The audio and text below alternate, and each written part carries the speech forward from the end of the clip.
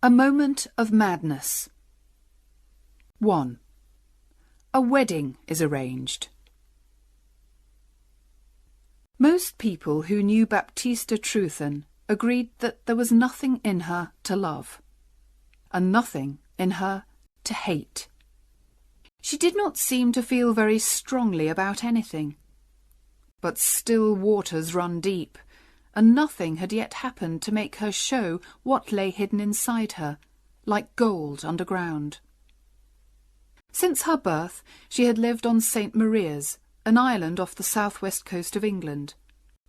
Her father, a farmer, had spent a lot of money on sending her to school on the mainland. At 19, she studied at a training college for teachers, and at 21 she found a teaching job in a town called Stow on the mainland coast. Baptista taught the children as well as she could, but after a year had passed, she seemed worried about something. Mrs. Wace, her landlady, noticed the change in the young woman and asked her what the matter was. "It has nothing to do with the town, or you," replied Miss Trewthen. She seemed reluctant to say more. "Then, is it the pay?" "No, it isn't the pay." "Is it something that you've heard from home, my dear?" Baptista was silent for a few moments. Then she said, "It's Mr. Heddegan, David Heddegan. He's an old neighbour of ours on St. Maria's, with no wife or family at all. When I was a child, he used to say he wanted to marry me one day. Now I'm a woman, it's no longer a joke, and he really wishes to do it.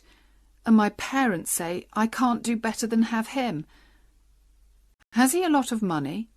"Yes, he's the richest man that we know." "How much older than you is he?" 20 years, maybe more." "And is he, perhaps, an unpleasant man?" "No, he's not unpleasant." "Well, child, all I can say is this. Don't accept this engagement if it doesn't please you. You're comfortable here in my house, I hope, and I like having you here." "Thank you, Mrs. Wace.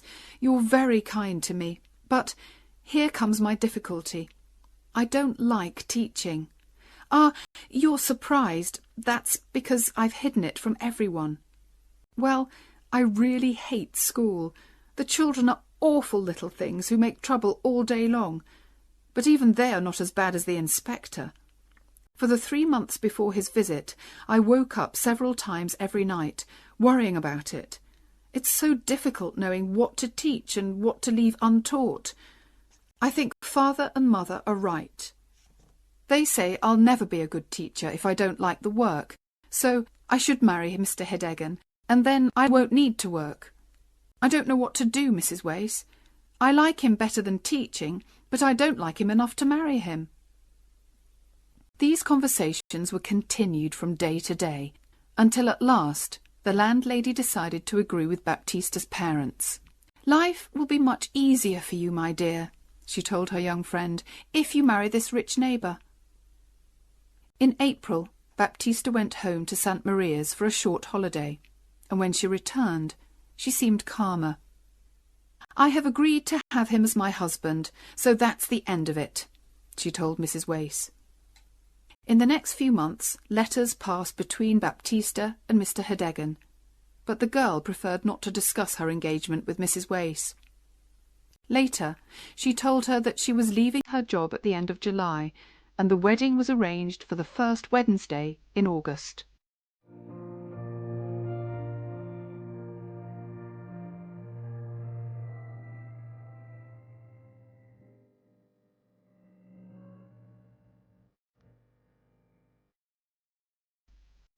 (2) A chance meeting. When the end of July arrived, Baptista was in no hurry to return home to the island. She was not planning to buy any special clothes for the wedding, and her parents were making all the other arrangements, so she did not leave Stow until the Saturday before her wedding. She travelled by train to the town of Zephyr, but when she arrived, she found that the boat to St. Maria's had left early, and there was no other boat until Tuesday. "I'll have to stay here until then," she thought. "It's too far to go back to Mrs. Wace's." She did not seem to mind this. In fact, she was almost happy to wait another 3 nights before seeing her future husband. She found a room in a small hotel, took her luggage there, then went out for a walk round the town. "Baptista! Yes, Baptista, it is!" The words came from behind her. Turning round, she gave a jump and stared. "Oh, is it really you, Charles?" she said. With a half smile, the newcomer looked her up and down. He appeared almost angry with her, but he said nothing. "I'm going home," she continued, "but I've missed the boat." He did not seem interested in this news. "Still teaching?" he said. "What a fine teacher you make, Baptista, I'm sure." She knew that was not his real meaning. "I know I'm not very good at teaching," she replied. "That's why I've stopped." "Oh, you've stopped? You surprise me." "I hate teaching." "Perhaps that's because I'm a teacher." "Oh, no, it isn't. It's because I'm starting a new life. Next week I'm going to marry Mr. David Heddegan." At this unexpected reply, the young man took a step back. "Who is Mr. David Heddegan?" he said, trying to sound bored. "He owns a number of shops on St. Maria's, and he's my father's neighbour and oldest friend." "So, no longer a school teacher, just a shopkeeper's wife. I knew you would never succeed as a teacher. You're like a woman who thinks she can be a great actress just because she has a beautiful face, and forgets she has to be able to act. But you found out your mistake early, didn't you?" "Don't be unpleasant to me, Charles," Baptista said sadly. "I'm not being unpleasant. I'm just saying what is true, in a friendly way. Although I do have good reason to be unpleasant to you. What a hurry you've been in, Baptista. I do hate a woman in a hurry." "What do you mean?" "Well, in a hurry to be somebody's wife. Any husband is better than no husband for you, it seems. You couldn't wait for me. Oh, no. Well, thank God that's all in the past for me." "Wait for you? What does that mean, Charlie? You never showed that you felt anything special for me." "Oh, really, Baptista, dear."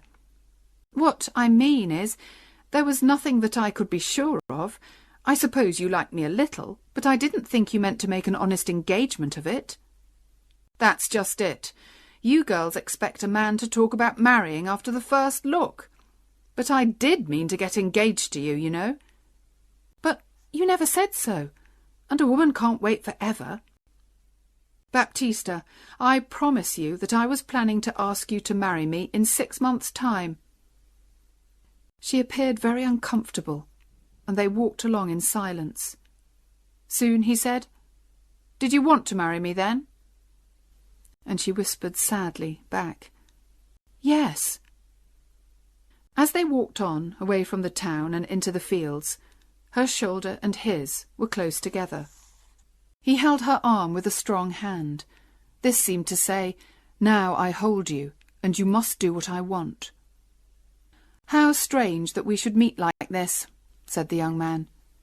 "You and I could be husband and wife going on our honeymoon together, but instead of that, we'll say goodbye in half an hour, perhaps for ever.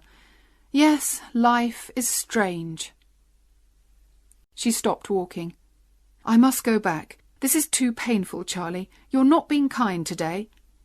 "I don't want to hurt you. You know I don't," he answered more gently. "But it makes me angry, what you're going to do. I don't think you should marry him."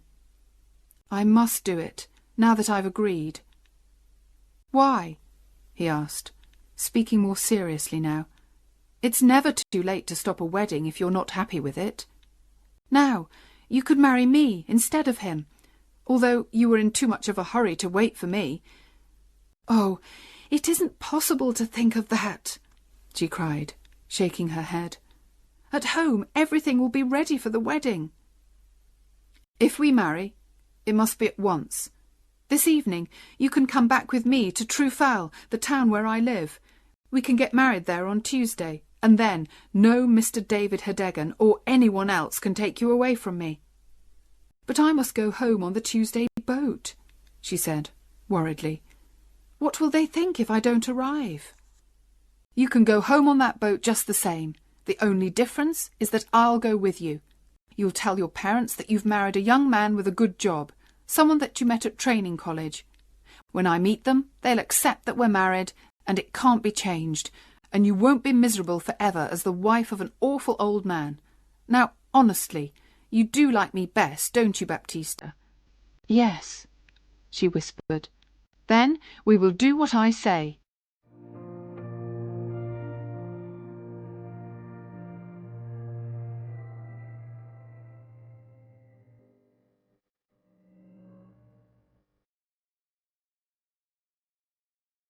(3) Baptista gets married. That same afternoon, Charles Stow and Baptista Trewthen travelled by train to the town of Trewfell. Charles was, surprisingly, very careful of appearances and found a room for Baptista in a different house from where he was staying. On Sunday, they went to church and then walked around the town. On Monday, Charles made the arrangements, and by 9 o'clock on Tuesday morning, they were husband and wife. For the first time in her life, Baptista had gone against her parents' wishes. She went cold with fear when she thought of their first meeting with her new husband. But she felt she had to tell them as soon as possible, and now the most important thing was to get home to St. Maria's. So, in a great hurry, they packed their bags and caught the train to Penzeffer. They arrived 2 hours before the boat left, so, to pass the time, they decided to walk along the cliffs a little way. It was a hot summer day, and Charles wanted to have a swim in the sea. Baptista did not like the idea of sitting alone while he swam. "But I'll only be a quarter of an hour," Charles said, and Baptista passively accepted this. She sat high up on the cliffs and watched him go down a footpath, disappear, appear again, and run across the beach to the sea. She watched him for a moment, then stared out to sea, thinking about her family.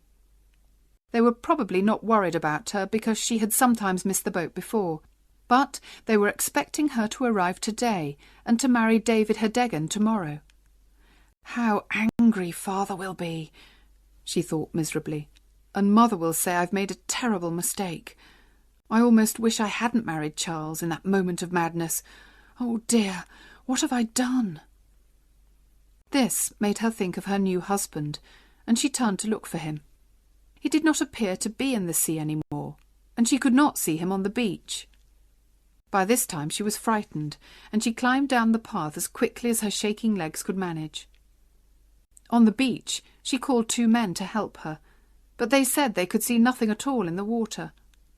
Soon she found the place where Charles had left his clothes, but by now the sea had carried them away. For a few minutes she stood there without moving. There was only one way to explain this sudden disappearance. Her husband had drowned. And as she stood there, it began to seem like a terrible dream, and the last 3 days of her life with Charles seemed to disappear. She even had difficulty in remembering his face. How unexpected it was, meeting him that day, she thought. And the wedding, did I really agree to it? Are we really married? It all happened so fast. She began to cry, still standing there on the beach. She did not know what to do, or even what to think. Finally, she remembered the boat, and catching the boat home seemed the easiest thing to do. So she walked to the station, arranged for someone to carry her luggage, and went down to the boat. She did all this automatically, in a kind of dream. Just before the boat left, she heard part of a conversation which made her sure that Charles was dead. One passenger said to another, "A man drowned here earlier today, you know. He swam out too far, they say. A stranger, I think. Some people in a boat saw him, but they couldn't get to him in time." The boat was a long way out to sea before Baptista realised that Mr. Heddegan was on the boat with her. She saw him walking towards her and quickly took the wedding ring off her left hand. "I hope you're well, my dear," he said. He was a healthy, red-faced man of 55. I wanted to come across to meet you. What bad luck that you missed the boat on Saturday." And Baptista had to agree and smile and make conversation. Mr. Heddegan had spoken to her before she was ready to say anything. Now the moment had passed. When the boat arrived, her parents were there to meet her. Her father walked home beside Mr. Heddegan, while her mother walked next to Baptista, talking all the time. "I'm so happy, my child," said Mrs. Trewthen in her loud, cheerful voice, "that you kept your promise to marry Mr. Heddegan. How busy we've been! But now things are all ready for the wedding, and a few friends and neighbours are coming in for supper this evening." Again, the moment for confessing had passed, and Baptista stayed silent. When they reached home, Mrs. Trewthen said, "Now, Baptista, hurry up to your room and take off your hat, then come downstairs. I must go to the kitchen." The young woman passively obeyed her mother's orders. The evening was a great success for all, except Baptista. She had no chance to tell her parents the news, and it was already much more difficult than it had been at first. By the end of the evening, when all the neighbours had left, she found herself alone in her bedroom again. She had come home with much to say, and had said none of it. She now realised that she was not brave enough to tell her story, and, as the clock struck midnight, she decided it should stay untold. Morning came, and when she thought of Charles, it was more with fear than with love. Her mother called from downstairs, "Baptista, time to get up. Mr. Heddegan will be at the church in 3/4 of an hour." Baptista got out of bed, looked out of the window, and took the easy way. She put her best clothes on, confessed nothing, and kept her promise to marry David Heddegan.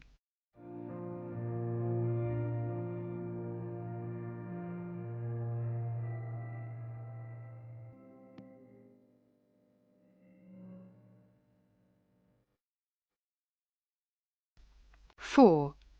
The Honeymoon. Mr. Heddegan did not worry about his new wife's coldness towards him during and after the wedding. "I know she was reluctant to marry me," he thought, "but that will pass. Things will be different in a few months' time." During the wedding dinner, someone asked Heddegan about the honeymoon. To Baptista's horror, he answered, "Oh, we're going to spend a few days in Pen Zephyr." "What?" cried Baptista. "I know nothing of this." Because of her late arrival, Heddegan had not been able to ask where she would like to spend the honeymoon, so he had arranged a trip to the mainland. It was difficult to change these plans at the last minute, so she had to agree, and that evening she and her new husband arrived in Pen Zephyr. Their first problem was finding a hotel, because the fine weather had filled the town with tourists. They walked from place to place, Heddegan polite and friendly, Baptista cold and silent. Finally, they found an excellent hotel, which, to their surprise, was empty. Kindly Mr. Heddegan, who wanted to please his young wife, asked for the best room on the first floor, with a good view of the sea. "I'm sorry," said the landlady. "There's a gentleman in that room." Then, seeing Heddegan's disappointed face, and not wishing to lose a customer, she added quickly, "But perhaps the gentleman will agree to move to another room, and then you can have the one that you want." "Well, if he doesn't want a view," said Mr. Heddegan. "Oh, no, I'm sure he doesn't, and if you don't mind going for a little walk, I'll have the room ready when you return." During their walk, Baptista was careful to choose different streets from those that she had walked down with Charles, and her white face showed how difficult this visit was for her. At last they returned to the hotel, and were shown into the best bedroom. They sat at the window drinking tea. Although Heddegan had arranged for a sea view to please Baptista, she did not look out of the window once, but kept her eyes on the floor and walls of the room. Suddenly, she noticed a hat on the back of the door. It was just like the hat that Charles had worn. She stared harder. Yes, it was the actual hat. She fell back in her chair. Her husband jumped up, saying worriedly, "You're not well. What can I get you?" "Smelling salts," she said quickly, her voice shaking a little. "From the shop, near the station." He ran out of the room. Baptista rang the bell, and when a young girl came, whispered to her, "That hat, whose is it?" "Oh, I'm sorry, I'll take it away," said the girl hurriedly. She took the hat off the door. "It belongs to the other gentleman." "Where is the other gentleman?" asked Baptista. "He's in the next room, madam. He was in here. But I can't hear him. I don't think he's there." "He makes no noise, but he's there," replied the girl. Suddenly, Baptista understood what the girl meant, and a cold hand lay on her heart. "Why is he so silent?" she whispered. "If I tell you, please don't say anything to the landlady," begged the girl, "or I'll lose my job. It's because he's dead. He's the young teacher who drowned yesterday. They brought his body here, and that's why there's nobody staying in the hotel. People don't like a dead body in the house. But we've changed the sheets and cleaned the room, madam." Just then, Heddegan arrived with the smelling salts, and the girl left the room. "Any better?" he asked Baptista. "I don't like the hotel," she cried. "We'll have to leave." For the first time, Heddegan spoke crossly to his wife. "Now that's enough, Baptista. First you want one thing, then another. It's cost me enough in money and words to get this fine room, and it's too much to expect me to find another hotel at this time of the evening. We'll stay quietly here tonight, do you hear, and find another place tomorrow." The young woman said no more. Her mind was cold with horror. That night she lay between the two men who she'd married. David Heddegan on one side, and, on the other side, through the bedroom wall, Charles Stow.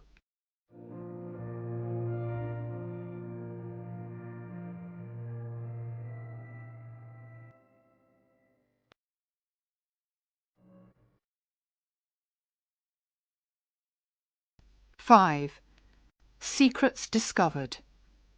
Mr. and Mrs. Heddegan both felt the honeymoon was not a success. They were happy to return to the island and start married life together in David Heddegan's large house. Baptista soon became as calm and passive as she had been before.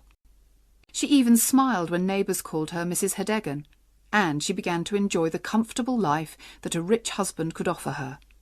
She did nothing at all to stop people finding out about her first marriage to Charles Stow, although there was always a danger of that happening. One evening in September, when she was standing in her garden, a workman walked past along the road. He seemed to recognise her and spoke to her in a friendly surprise. "What? Don't you know me?" he asked. "I'm afraid I don't," said Baptista. "I was your witness, madam. I was mending the church window when you and your young man came to get married. Don't you remember? The vicar called me to be a witness." Baptista looked quickly around.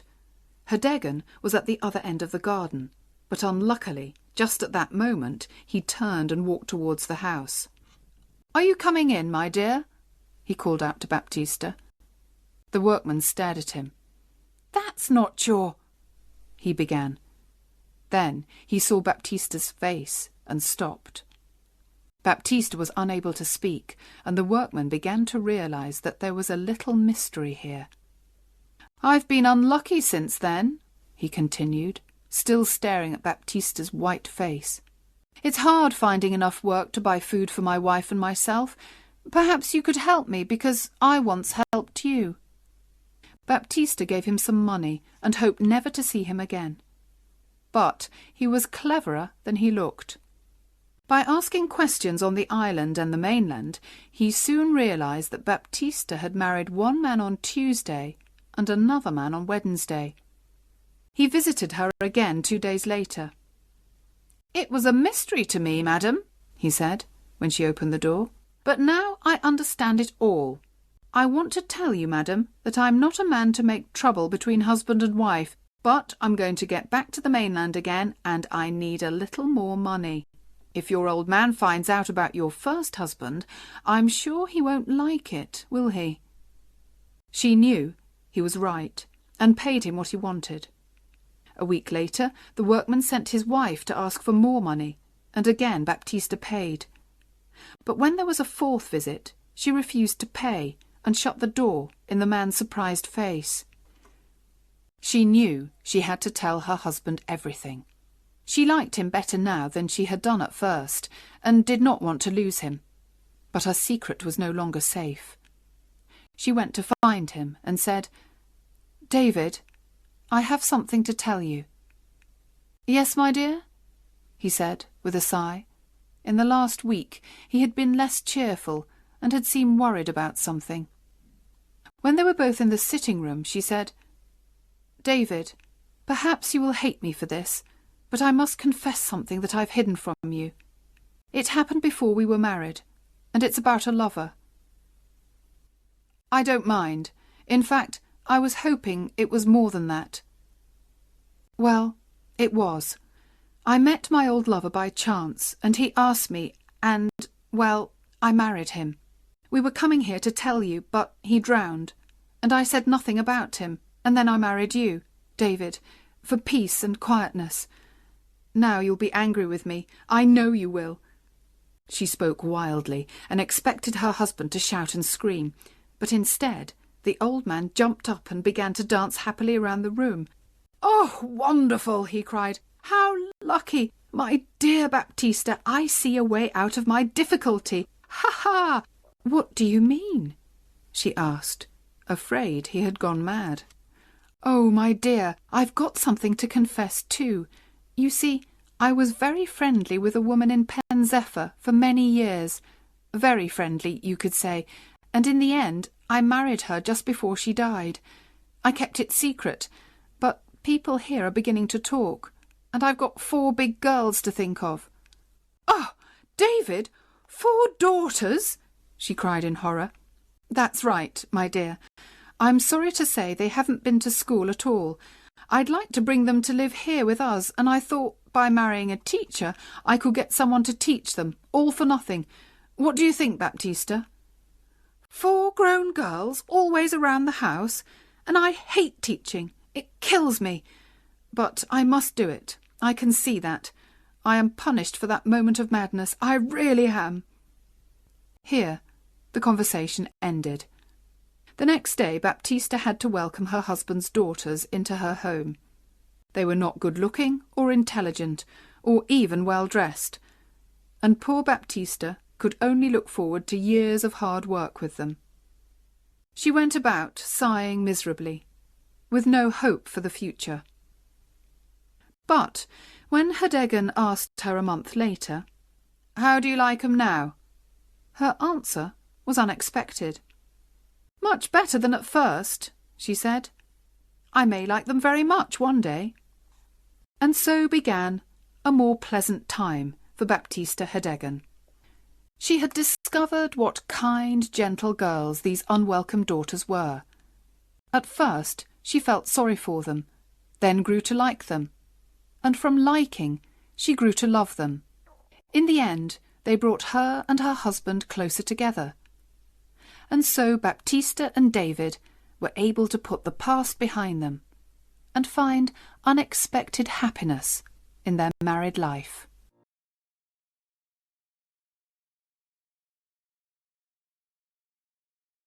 Thank you for watching. Please take a moment to hit the like button and subscribe to my channel. Your support really motivates me to keep creating content. I appreciate you all, and I'll see you in the next video.